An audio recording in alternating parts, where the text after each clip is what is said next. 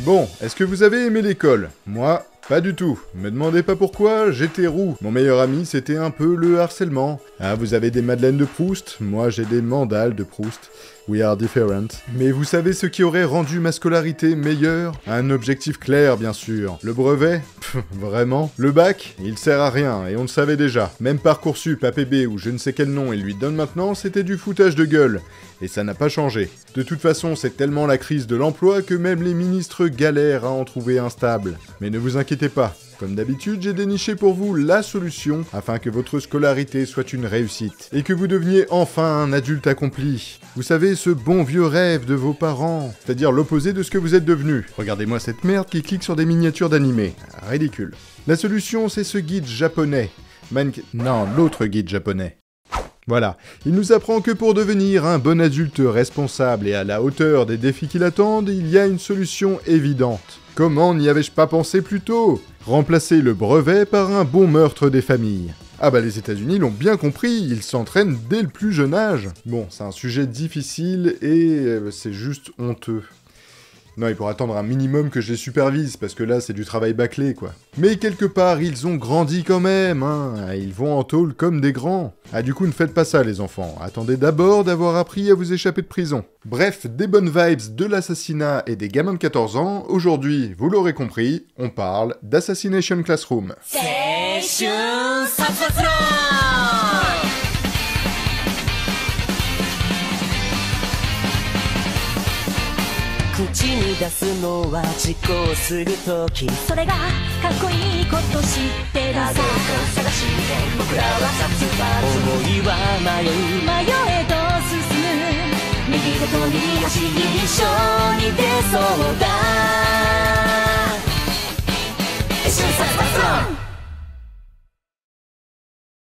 Assassination Classroom est un manga de Yusei Matsui. Apparu pour la première fois dans le Weekly Shonen Jump en 2012, son succès lui vaudra une adaptation animée en 2015 par le studio Lerche, celle dont on va parler ici, qui tient en 47 épisodes répandus sur 2 saisons. Tout commence avec l'introduction d'une classe, la 3e E, qui se voit enseignée par un prof tentaculaire et monstrueux qui va faire l'appel sous les salves continues de coups de feu des élèves. Sacrée entrée en matière. Aucune des balles n'atteigne sa cible, et on apprend que les élèves sont des assassins qui cherchent à tuer leur étrange professeur. Pour ce faire, ils disposent d'armes, mais évidemment, on va pas donner des armes à feu à des collégiens. Je rappelle que c'est le Japon, hein, pas les États-Unis. Ainsi, ils ont des armes inoffensives pour eux, les balles sont semblables à des billes de paintball, mais qui sont bien efficaces contre l'alien qui leur sert d'enseignant. Tout ça a été développé et fourni par le gouvernement. Mais alors, comment en est-on arrivé à cette situation improbable? Tout commence avec la soudaine explosion de la Lune.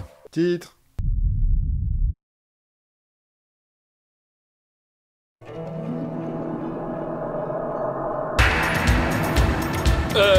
番組の途中ですが、ここで臨時ニュースです。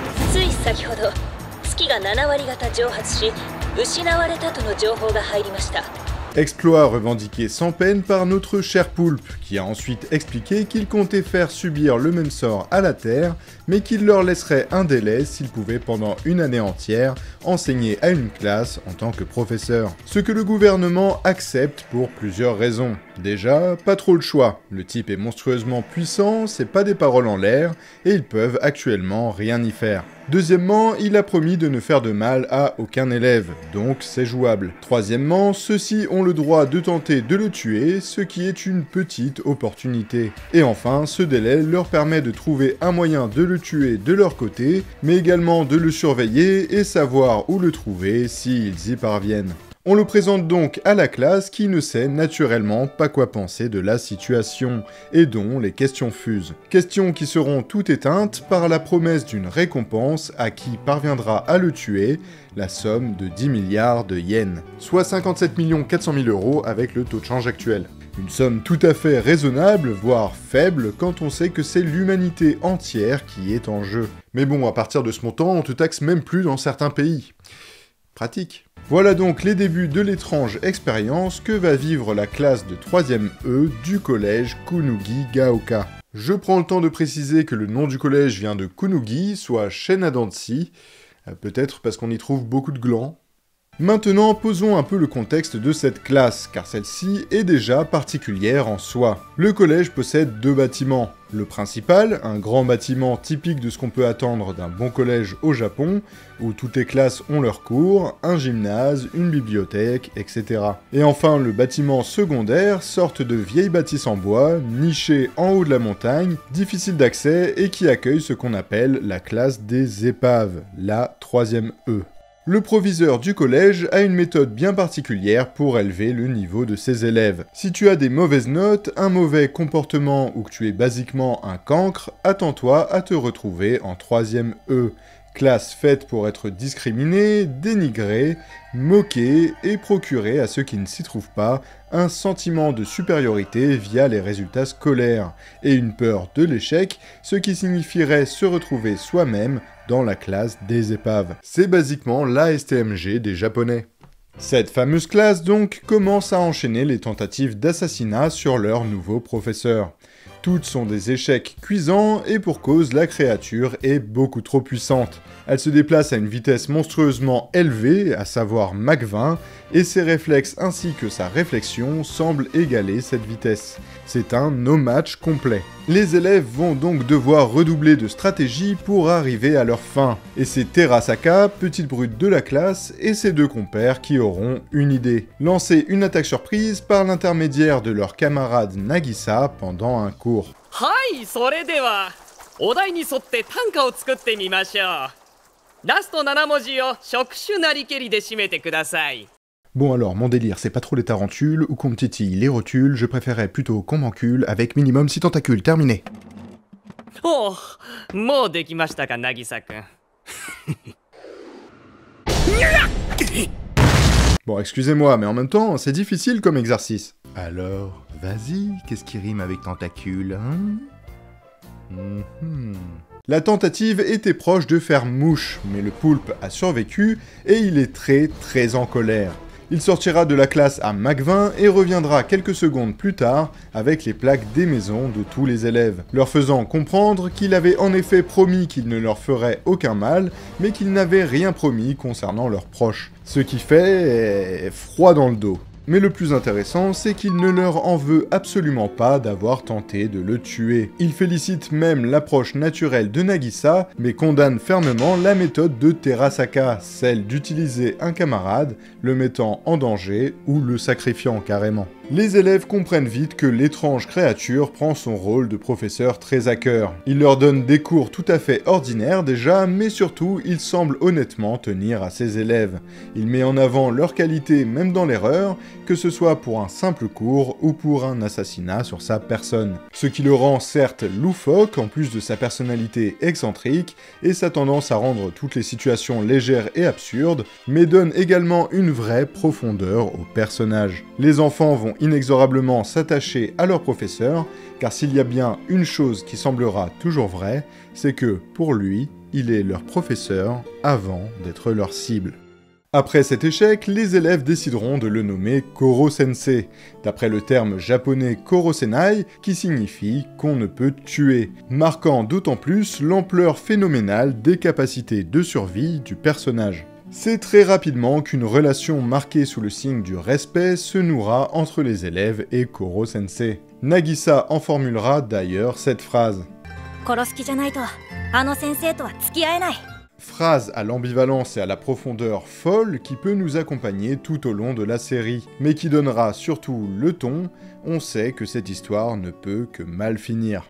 Au cours des épisodes, d'autres personnages assez uniques feront leur apparition. Comme Karma, pour commencer, élève qui revient d'un renvoi temporaire et qui fera une sacrée première impression, étant le premier à parvenir à blesser le poulpe. Très vif d'esprit, il jouera sur la limite que ne peut pas franchir Koro, faire du mal à un élève, en se permettant toutes les crasses possibles, sans pouvoir en subir, le karma. Ouah, t'es allé la chercher loin celle-là, non ? Du moins, c'est ce qu'il croit, puisque Koro n'a plus qu'une seule solution, prendre soin de son élève. Très soin. Nous avons également Karasuma, agent d'élite du gouvernement, qui leur a présenté la situation et qui fera office de CPE ou parfois de prof d'EPS, étant donné ses talents martiaux impressionnants. Il n'en donne pas l'air sous ses airs trop formels, mais il est très sympathique et attaché aux enfants. Mais surtout, et attention, à partir de là c'est festival, Irina Jelavic. 見れば見るほど素敵ですわ。そのせいろ画みたいなつぶらな瞳、曖昧な関節、私虜になってしまいそう。いやお恥ずかしい。 Une jeune femme assassin spécialiste de l'infiltration et de l'approche, jouant de ses charmes, qui se présentera comme professeur de langue étrangère, elle apprendra surtout l'anglais. You are incredible in bed. Repeat. Couverture pour éliminer Koro-sensei. Elle montrera vite son vrai visage aux élèves qui ne l'apprécient guère, la voyant comme une rivale premièrement, mais surtout comme une personne désintéressée de la classe. Karma lui trouvera tout aussi vite un surnom qui lui collera à la peau jusqu'à la fin de la série. Jelavic, bitch, malin, mais sacrément violent quand même. A noter qu'en français son nom a été traduit en Poufanovic pour lui donner le surnom de Madame Pouf. Visiblement nous étions bien moins chauds de l'appeler Madame Salope dans nos studios français. En même temps, le français, quelle langue raffinée, il faut lui faire honneur. Je souhaite que tu m'encules. Et sans vouloir rentrer dans un discours antiféministe, ses actions font qu'elle porte plutôt bien son nom jusque-là.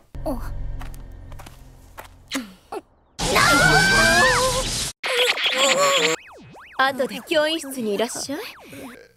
bah tiens, les youtubeuses aussi. Ça tape même des petites refs à Basic Instinct, pas assumées jusqu'au bout parce que sinon ce serait un hentai. Elle a mis en place tout un plan qui évidemment échouera, et n'étant pas une élève, Koro-sensei se vengera cette fois-ci. Avec une méthode...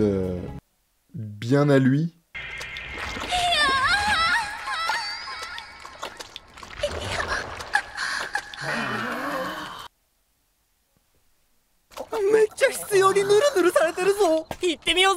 Non! コロ先生何したの？さあね、大人には大人の手入れがありますから。 D'accord.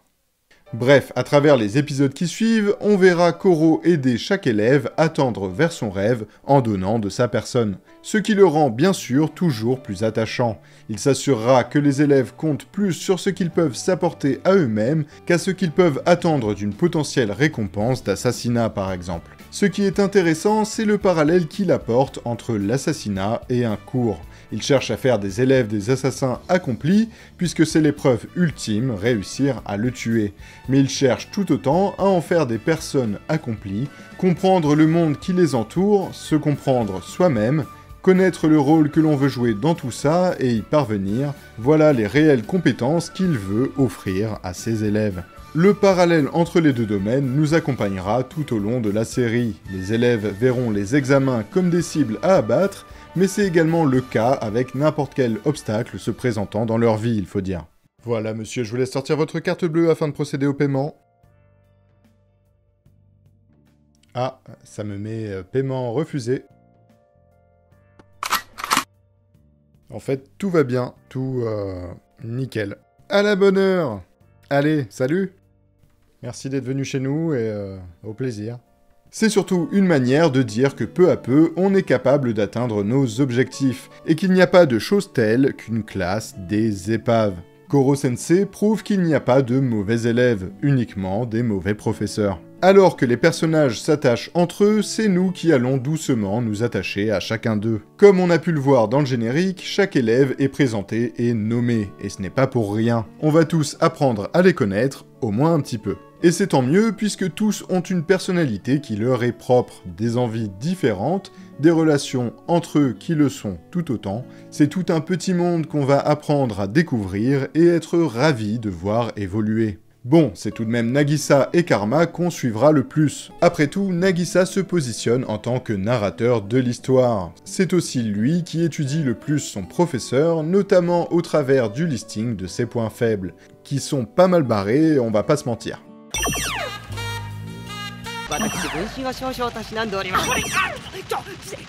C'est également lui qui aura la plus grande évolution au fil de la série. Et pour ce qui est de Karma, bah c'est Karma. C'est un personnage intéressant, un peu fourbe et souvent intense. Et lui et Nagisa étant amis avant même qu'ils soient introduits dans la série, leur relation est un peu plus importante, on va dire. Une autre partie de la trame narrative revient au mystère qui entoure le personnage de Koro-sensei. Ses origines, qui se dévoilent au compte-gouttes et qui sont d'ailleurs certainement la clé du pourquoi il compte détruire la Terre, et la raison qui l'amène à se prendre au rôle de professeur. Bon, tout ce dont on a parlé précédemment fait partie des 3-4 premiers épisodes de la saison, donc il n'y a pas de spoiler majeur jusque-là.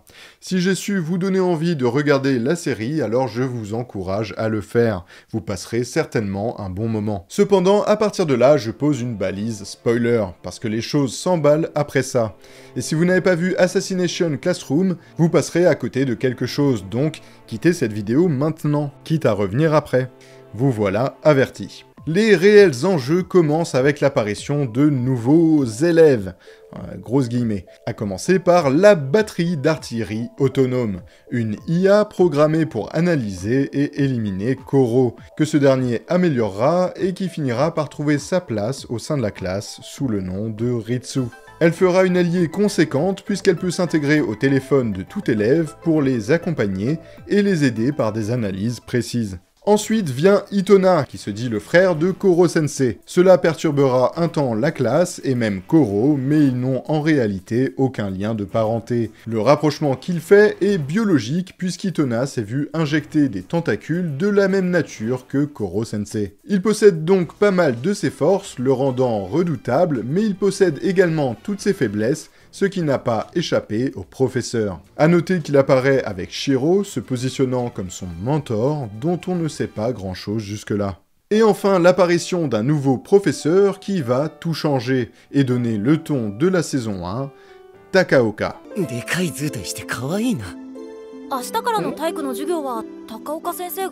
C'est un professeur qui sera le remplaçant de Karasuma pour l'EPS, lui aussi étant un ressortissant de l'armée. Très vite apprécié des élèves pour son ton jovial et sa bienveillance naturelle, il se veut comme un père pour les enfants. Il va cependant modifier leur emploi du temps afin qu'ils enchaînent 10 heures de cours, dont 7 d'entraînement avec lui.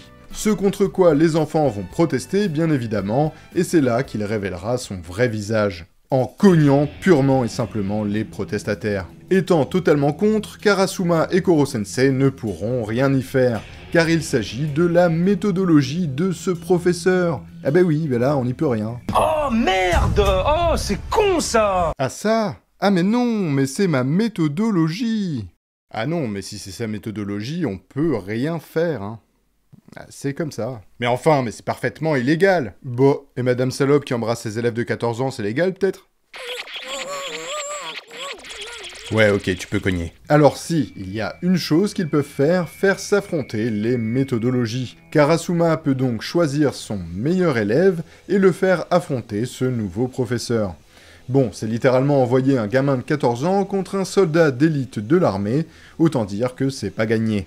Mais pas le choix. Karasuma désignera Nagisa, lui précisant qu'il n'est obligé à rien et qu'il trouverait un autre moyen s'il refusait. C'est face à l'honnêteté et à la confiance de son professeur qu'il acceptera. Le duel est simple, Takaoka peut cogner, l'élève a un couteau et il lui suffit de l'effleurer pour le vaincre. Il est à noter que pendant les entraînements précédents, aucun élève n'a réussi à toucher Karasuma dans les mêmes conditions jusque-là. Mais il avait cependant ressenti une menace chez Nagisa qu'il ne s'expliquait pas. Le duel commence donc et le véritable talent de Nagisa se dévoile. Il analyse parfaitement la situation et tourne tout à son avantage, tel un Sherlock Holmes joué par Robert Downey Jr. Il a conscience de l'autre, de lui-même, et ce qui joue sûrement aussi, sa cible est loin d'être au niveau de Koro-sensei. Il n'a donc pas peur, fort de cette comparaison. Il s'avance donc innocemment, sourire aux lèvres.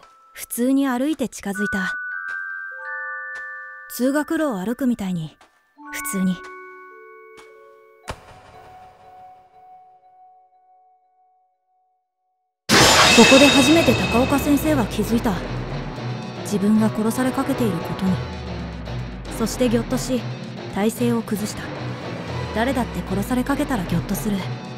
殺先生でもそうなんだから。重心が後ろに偏っていたから服を引っ張って転ばし仕留めに行く。正面からだと防がれるので背後に回って確実に。En un éclair, il se retrouve derrière Takaoka, le dos de sa lame collé sous sa gorge, victorieux du duel. Furieux, Takaoka ne pourra rien faire, et le proviseur témoin de tout ça renverra ce professeur fraîchement arrivé, jugeant qu'une méthodologie basée sur la violence est quelque chose de minable. Ah non, rouler des pelles c'est ok, mais la violence, pas de ça ici, hein, c'est les règles de la maison. Non, on a l'air de quoi nous après? D'un strip club où on peut toucher? Tout est bien qui finit bien jusqu'à l'arrivée des examens trimestriels. Le but de la classe, se hisser au sommet du classement général de l'école, car pour chaque élève classé premier dans une matière, Koro a promis de se laisser détruire un tentacule, ce qui réduit drastiquement sa vitesse. Cependant, pour atteindre cet objectif, la 3ème E va devoir affronter les 5 prodiges de la classe A.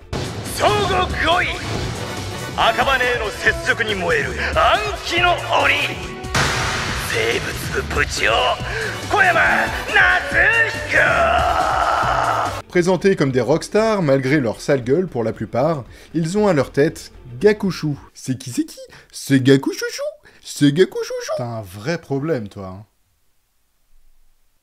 Fils unique de l'inquiétant proviseur de l'école, qui possède d'ailleurs une relation bien étrange avec son père, tous deux souhaitant dominer l'autre. Je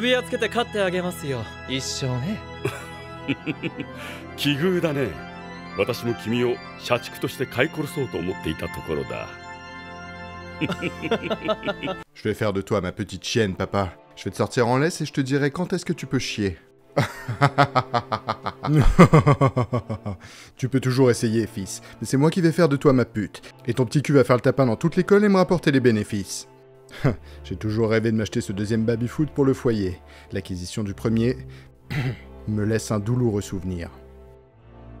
Bref, Gakushu a remarqué que son père cache quelque chose vis-à-vis de la classe E, puisqu'il s'investit un peu plus dans leurs affaires ces derniers temps, et il compte bien découvrir ce qu'il se passe. Suite à une altercation entre la classe A et la classe E à la bibliothèque, un pari se jouera entre eux. Ceux qui remportent le plus de matières aux examens pourront donner un ordre de leur choix à la classe perdante. Gakushu prévoyant de leur faire accepter un contrat, leur empêchant d'avoir tout secret pour la classe A. L'examen a lieu et c'est la classe E qui en sort victorieuse, motivée par leur objectif d'affaiblir leur professeur et fort de leur enseignement si attentionné. Ils formuleront donc un ordre à la classe A, celui de leur laisser le voyage scolaire luxueux sur une île d'Okinawa, lieu dont ils comptent bien tirer profit afin d'enfin assassiner leur professeur. Là-bas, ils prépareront le terrain pendant qu'ils alterneront pour occuper Koro-sensei. C'est un véritable plan de maître qu'ils mettent à l'œuvre et on sent que les enfants ont bien grandi et tiré le meilleur de leur enseignement. À ce moment-là, on comprend qu'il y a une réelle évolution des personnages au fil de la série, et c'est vraiment plaisant. Chacun donnera de soi et se servira de ses propres compétences pour apporter à l'effort de groupe, résultant en un ballet minutieux et incroyable jusqu'aux tirs finaux des deux élèves les plus doués avec des armes à feu. Yokuzo, kokomade!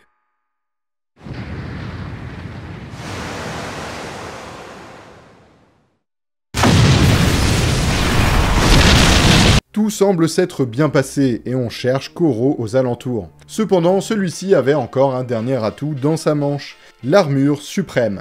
Concentrant son corps et ses tentacules en énergie pure, créant une carapace indestructible autour de sa tête miniaturisée. Il est cependant incapable de bouger pour les 24 heures qui suivent. Déçus de l'échec de leur plan malgré une application parfaite, tous se retrouveront en terrasse, épuisés. Mais certains semblent plus épuisés que d'autres, puisqu'ils commencent à tomber comme des mouches et à cracher du sang. Un numéro inconnu appelle alors Karasuma et lui explique qu'il a inoculé un virus mortel à la moitié de la classe, et que lui seul possède l'antidote. Il leur donnera en échange de Koro, qui doit leur être amené par les deux personnes les plus petites de la classe. Refusant ce chantage et Koro ne pouvant remédier à la situation dans son état, la moitié de la classe valide Guild, Karasuma et Beach Sensei vont lancer l'assaut sur la provenance de l'appel. Position qui a été récupérée par une analyse de Ritsu, soit l'hôtel au sommet de l'île, utilisé essentiellement par la pègre. Franchissant les obstacles et adversaires un par un grâce à ce qu'ils ont appris,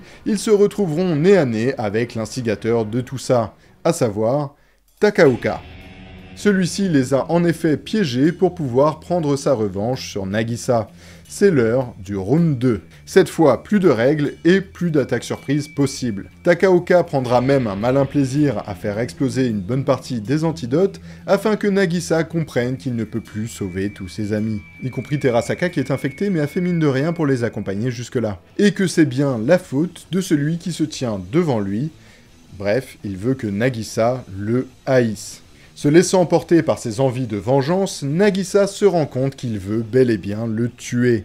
Les choses sérieuses commencent. Il sera sorti de sa torpeur par Terasaka qui rejette sa pitié et qui ne veut pas que son ami devienne un meurtrier. Il est tout de même temps pour Nagisa d'agir.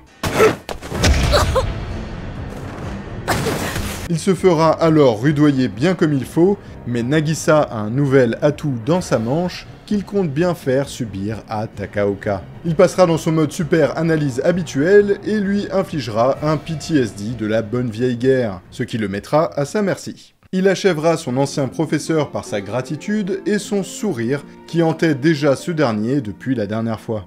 Une bien cruelle gentillesse qui fait écho à l'une des premières déclarations de Koro-sensei à la classe « Apprenons à assassiner avec sourire et dignité ». Le virus inoculé par les sous-fifres de Takaoka n'était pas mortel, car ceux-ci ne souhaitaient pas tuer des collégiens sans raison, et ont donc bluffé leur employeur pour qu'il soit tout de même satisfait. Koro déjouera la tentative du gouvernement de profiter de son handicap, et tout reviendra à la normale. Ne reste plus que la suite de leurs aventures, mais ça, eh bien ce sera dans une prochaine vidéo. Assassination Classroom est sans nul doute un animé qui m'a marqué. L'animation est incroyable, les musiques donnent une vraie identité aux situations, aux environnements ou aux personnages. C'est un 10 sur 10 sur pas mal de points. J'y reviens toujours joyeusement, content de me laisser un temps porter par cette ambiance de semi-insouciance, de découverte, d'apprentissage, de défis et d'aventure. Que ce soit les élèves ou les professeurs, tous arrivent à se rendre intéressants par leurs envies, leurs hobbies, leurs réactions face aux barrières qu'ils rencontrent. Tous magnifiés par les leçons que leur offre Koro-sensei, cet énigmatique poulpe possédant à la fois la sagesse de Dumbledore, la toute-puissance d'un Saitama et un ridicule comique attachant bien propre à lui. C'est un animé qui peut également faire écho au légendaire GTO, mais dans une vibe moins ancrée dans le réel et beaucoup plus peaceful. Voilà, ce qui m'y fait penser, c'est surtout ce professeur qui, par la force de la sagesse, va mettre dans sa poche les élèves un à un. Bref, c'est une œuvre qui a eu un succès mérité selon moi, qui vous happe dans son univers, c'est pourquoi j'ai déjà hâte de pouvoir vous parler de la suite, mais chaque chose en son temps. Alors je rappelle qu'un vote est toujours en cours pour la prochaine vidéo, ça se joue entre Yu-Gi-Oh et Totally Spies.